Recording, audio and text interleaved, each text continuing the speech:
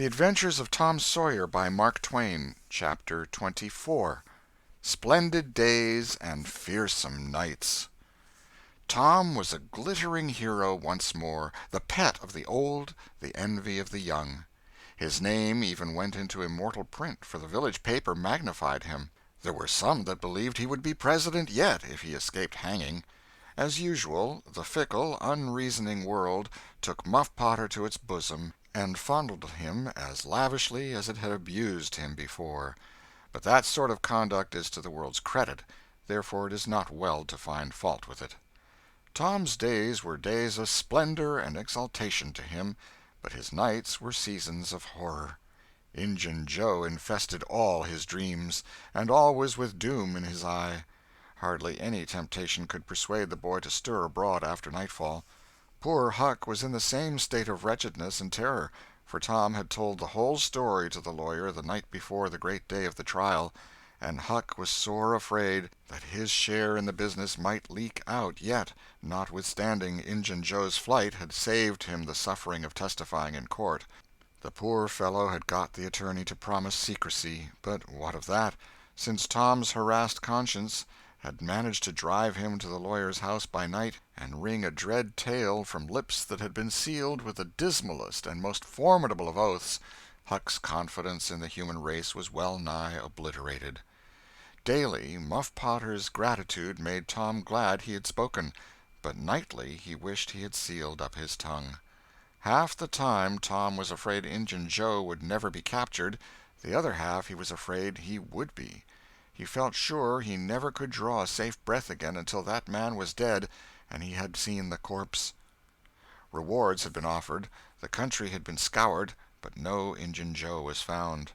One of those omniscient and awe-inspiring marvels, a detective, came up from St. Louis, moused around, shook his head, looked wise, and made that sort of astounding success which members of the craft usually achieve. That is to say, he found a clue. But you can't hang a clue for murder, and so after that detective had got through and gone home, Tom felt just as insecure as he was before.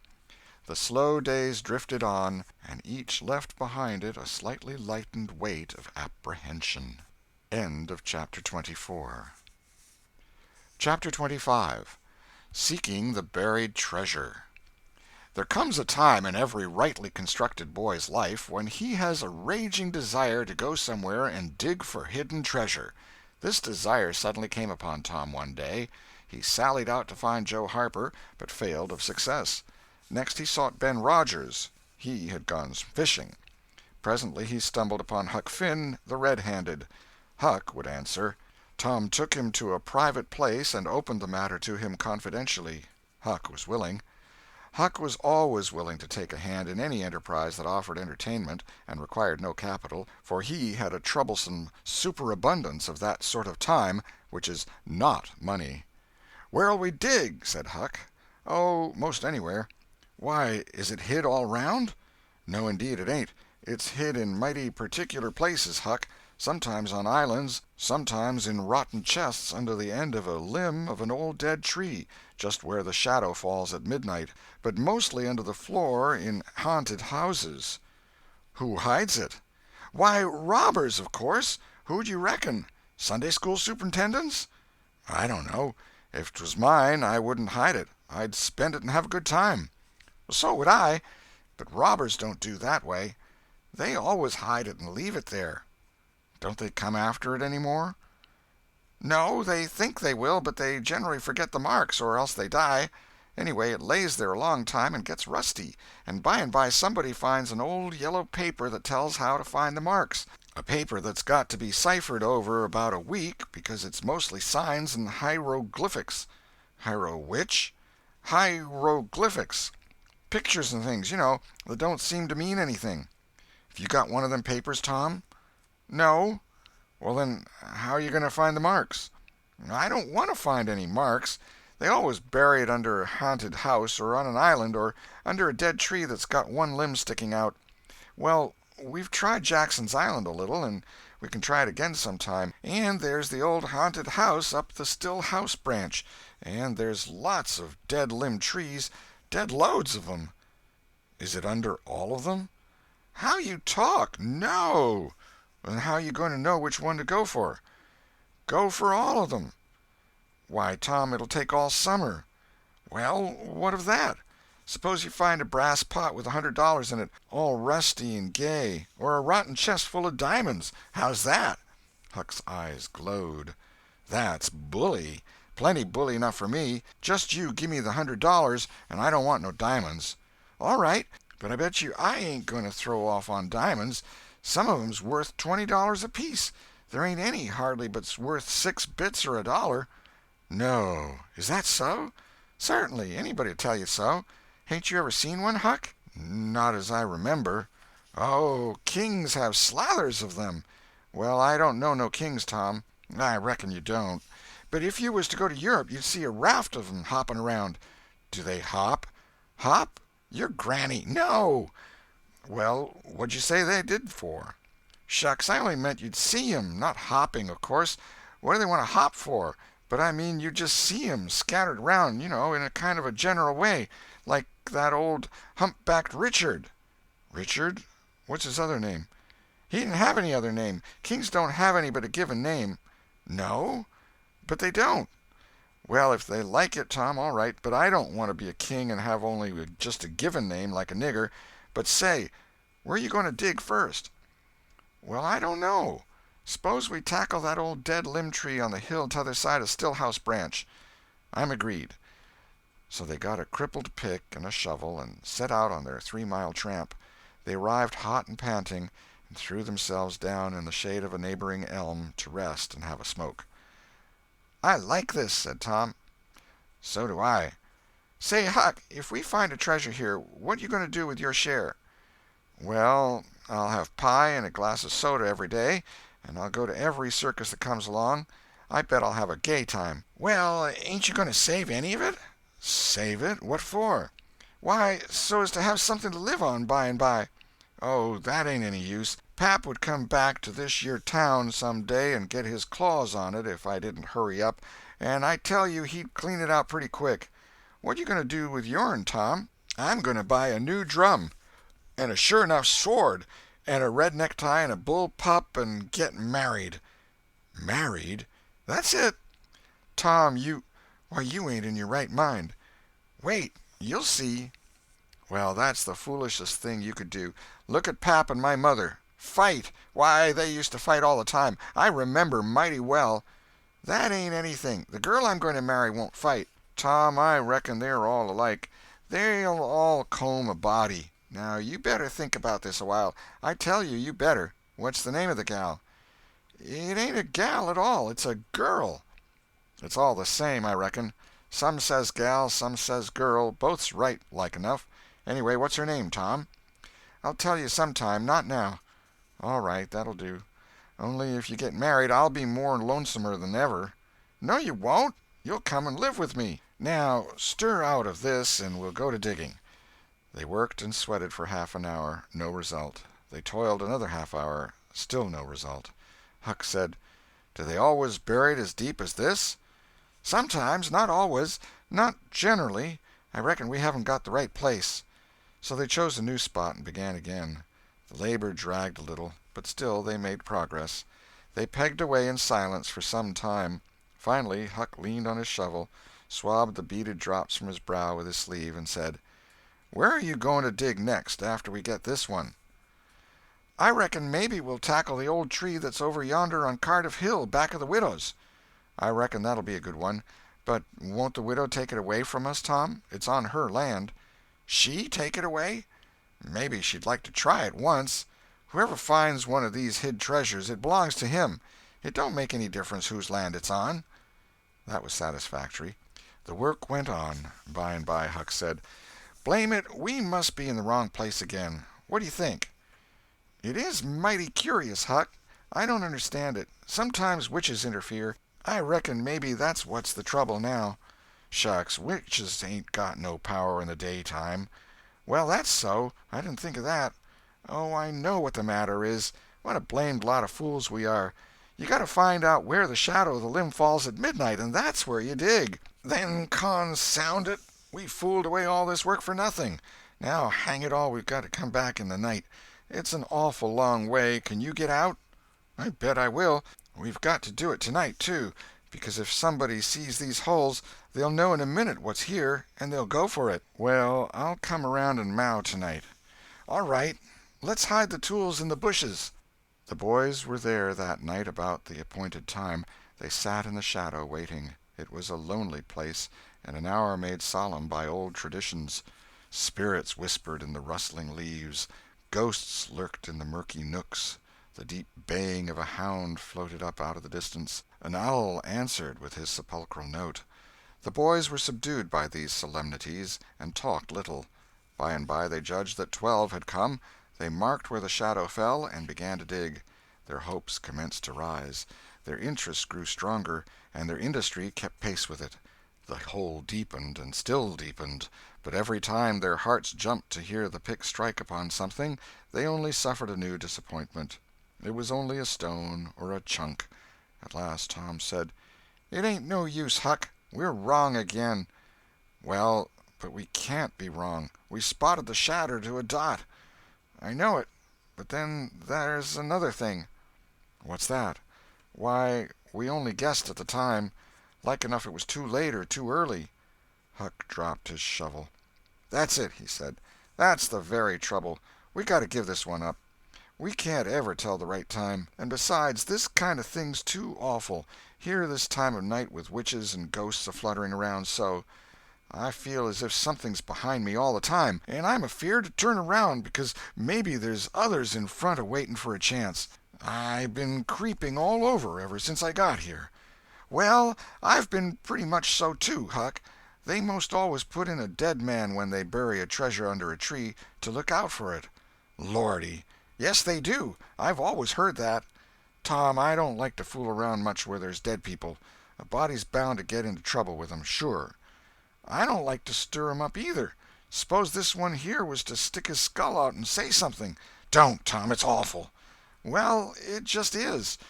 Huck, I don't feel comfortable a bit." "Say, Tom, let's give this place up and try somewhere else." "All right, I reckon we better." "What'll it be?" Tom considered a while, and then said, "The haunted house. That's it." "Blame it, I don't like haunted houses, Tom. Why, they're a dern sight worse'n dead people. Dead people might talk, maybe, but they don't come sliding around in a shroud when you ain't noticing, and peep over your shoulder all of a sudden and grit their teeth the way a ghost does. I couldn't stand such a thing as that, Tom. Nobody could." "Yes, but, Huck, ghosts don't travel around only at night. They won't hinder us from digging there in the daytime." "Well, that's so. But you know mighty well people don't go about that haunted house in the day nor the night." "Well, that's mostly because they don't like to go where a man's been murdered, anyway. But nothing's ever been seen around that house except in the night. Just some blue lights slipping by the windows. No regular ghosts." "Well, where you see one of them blue lights flickering around, Tom, you can bet there's a ghost mighty close behind it. It stands to reason, because you know that they don't anybody but ghosts use 'em." "Yes, that's so. But anyway, they don't come around in the daytime, so what's the use of our being afeard?" "Well, all right. We'll tackle the haunted house if you say so, but I reckon it's taking chances." They had started down the hill by this time. There, in the middle of the moonlit valley below them, stood the haunted house, utterly isolated, its fences gone long ago, rank weeds smothering the very doorsteps, the chimney crumpled to ruin, the window sashes vacant, a corner of the roof caved in.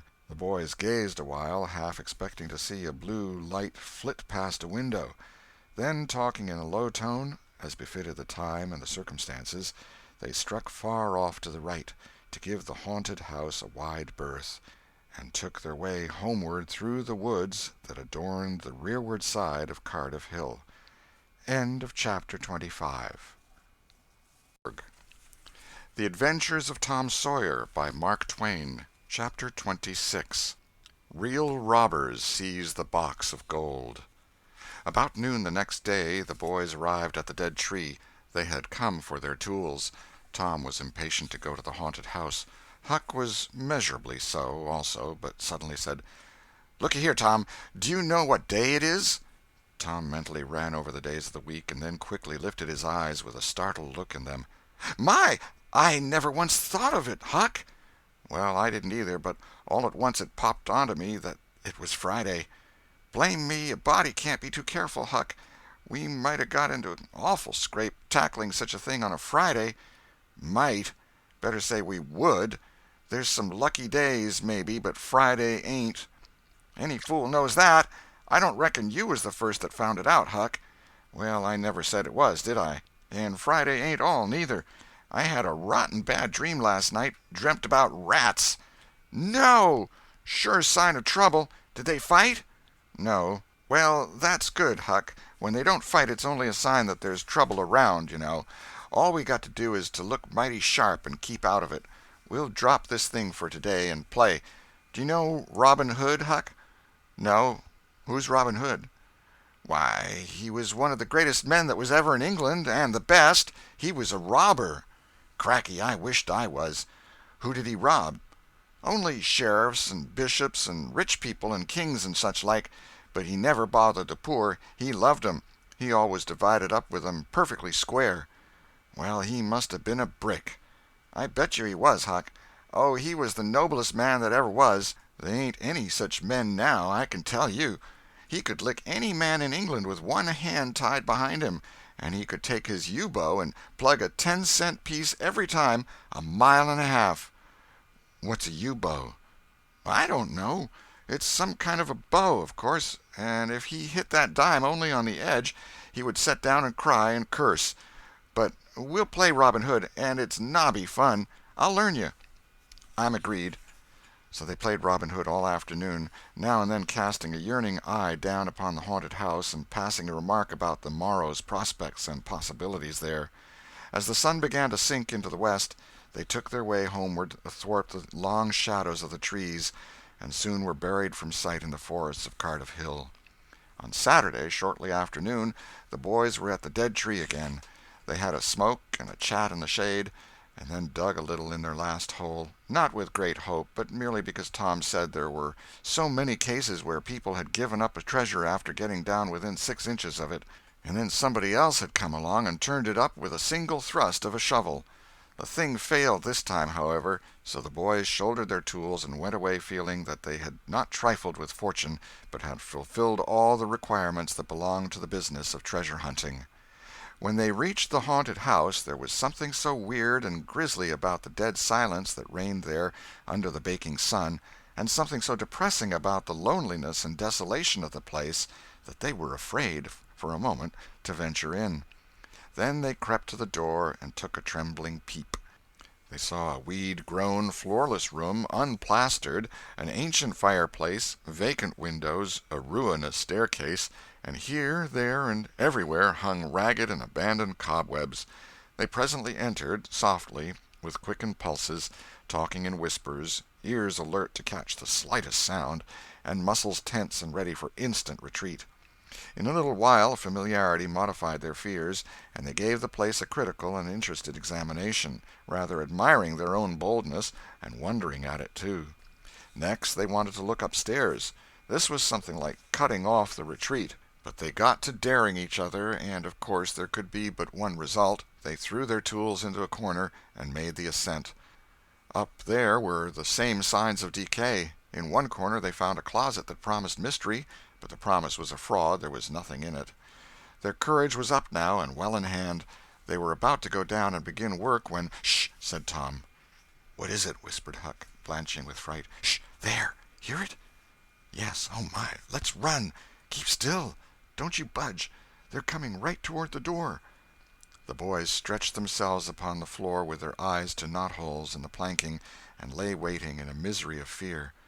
"They've stopped! No, coming! Here they are! Don't whisper another word, Huck! My goodness, I wish I was out of this." 2 men entered. Each boy said to himself, "There's the old deaf and dumb Spaniard that's been about town once or twice lately. Never saw t'other man before." T'other was a ragged, unkempt creature with nothing very pleasant in his face. The Spaniard was wrapped in a sarape. He had bushy white whiskers, long white hair flowed from under his sombrero, and he wore green goggles. When they came in, T'other was talking in a low voice.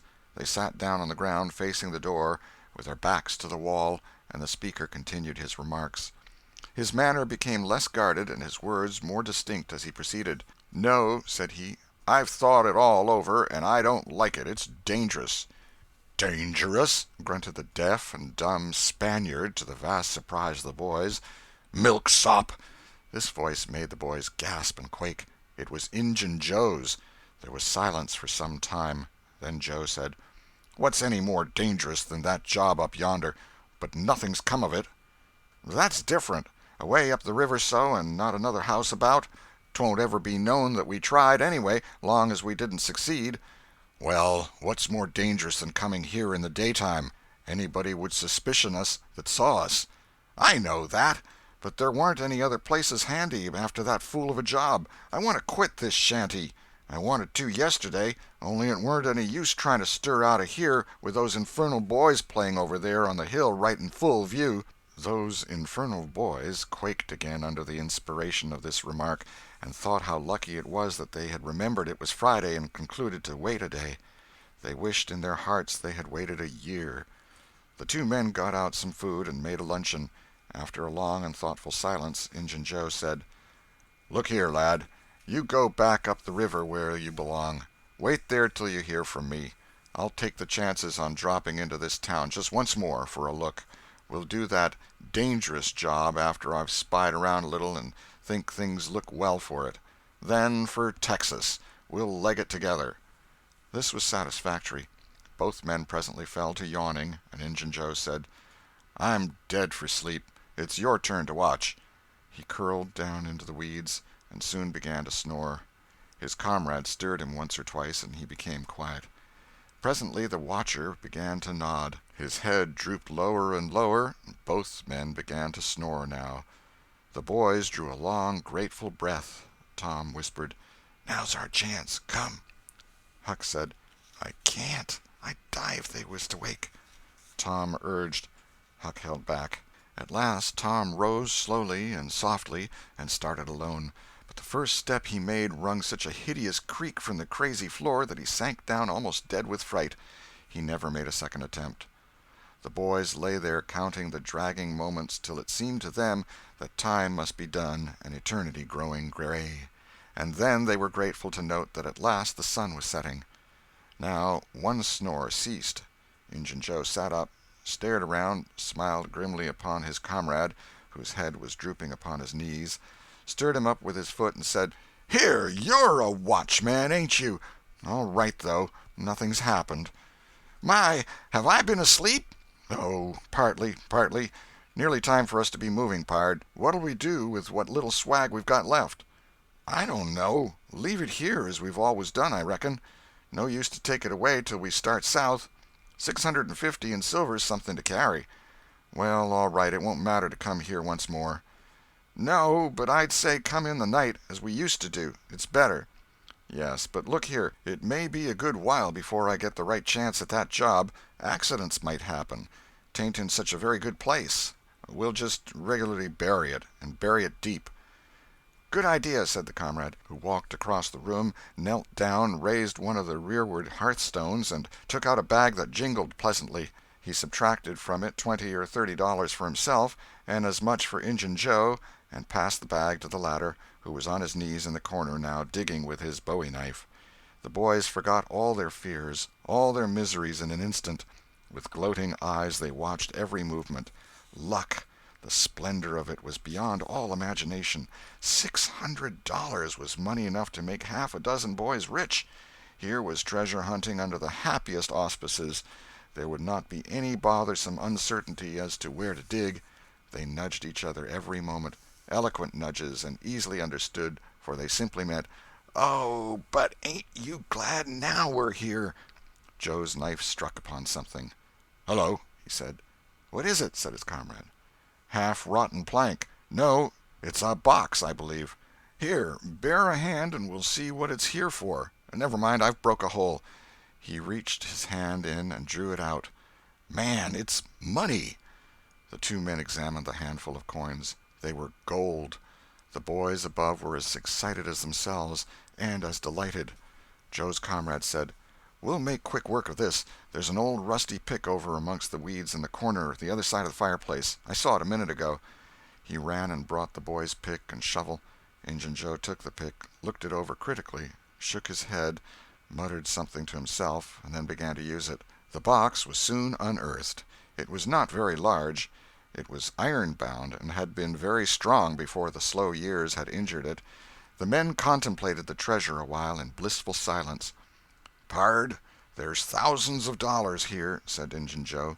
"'Twas always said that Merle's gang used to be around here one summer," the stranger observed. "I know it," said Injun Joe, "and this looks like it, I should say. Now you won't need to do that job." The half-breed frowned. Said he, "You don't know me. Least you don't know all about that thing.